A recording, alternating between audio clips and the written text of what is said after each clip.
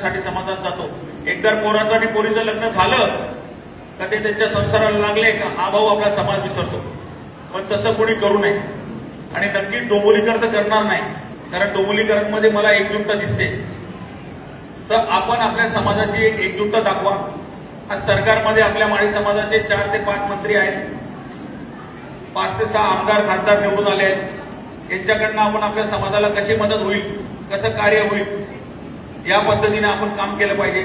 आपल्या समाजाचे जे अध्यक्ष आहेत, मंडळ आहेत, ते लोकांनी एकत्र येऊन सरकारकडून काय आपल्याला मदत करता येईल त्या पद्धतीने पावले उचलावीत.